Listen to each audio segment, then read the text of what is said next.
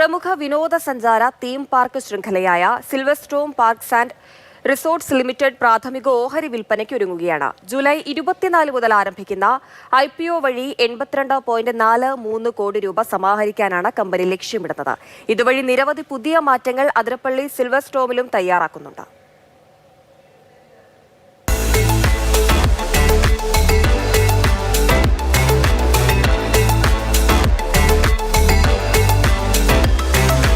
അതിരപ്പള്ളിയിൽ പ്രവർത്തനം ആരംഭിച്ച സിൽവർസ്റ്റോം പാർക്ക് ഇന്ത്യയുടെ വിവിധ ഭാഗങ്ങളിലേക്ക് വ്യാപിക്കുകയാണ്.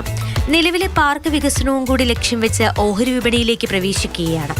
61.98 ലക്ഷം പുതിയ ഓഹരികളാണ് IPO വഴി സിൽവർസ്റ്റോം വിറ്റഴിക്കുക. ഓഹരിയൊന്നിന് 123 രൂപ മുതൽ 133 രൂപ വരെയാണ് വില.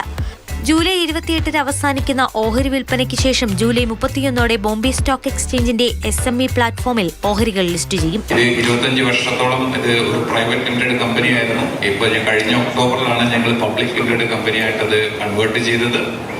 നമ്മുടെ ബോർഡ് റീകോൺസ്റ്റിറ്റ്യൂട്ട് ചെയ്തു. 2 ഇൻഡിപെൻഡന്റ് ഡയറക്ടേഴ്സ് ഉണ്ട്, ചെയർമാൻ ഉണ്ട്, MD ഉണ്ട്, ഹോൾ ടൈം ഡയറക്ടർ ഉണ്ട്. പ്രൊഫഷണൽ ബോർഡാണ്. എല്ലാ കോർപ്പറേറ്റ് ഗവർണൻസ് ഫോളോ ചെയ്തുകൊണ്ടിട്ടുള്ള ഒരു സ്ഥാപനത്തിന്റെ നടത്തിപ്പാണ് ഇപ്പോൾ ചെയ്യുന്നത്. IPOയിലൂടെ ലഭിക്കുന്ന തുക കമ്പനിയുടെ വിപുലീകരണത്തിന് ഉപയോഗിക്കുമെന്ന് മാനേജ്മെന്റ് അറിയിച്ചു. കോടികൾ ചിലവിട്ട് cable car, forest village, pet park തുടങ്ങിയവയും പുതിയ റൈഡുകളും സജ്ജമാക്കുകയാണ്.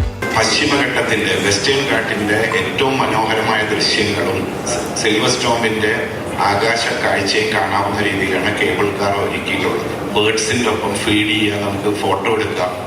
ഒരു 2-3 മണിക്കൂർ അവിടെ സ്പെൻഡ് ചെയ്യുക. അവിടെ ഷോപ്പിംഗ് എക്സ്പീരിയൻസ് ഉണ്ട്, ഫോട്ടോ ബൂത്ത് ഉണ്ട്, ഫോട്ടോസിന്റെ പ്രിന്റ്സ് കൊടുക്കും. Amusement water park, indoor snow park, resort, ഭക്ഷണശാലകൾ എന്നിവ ഇതിനോടകം വലിയ വിജയമായിട്ടുണ്ട്. ഈ ഓണക്കാലത്ത് സന്ദർശകർക്കായി കേബിൾ കാർ പ്രവർത്തനം ആരംഭിക്കും.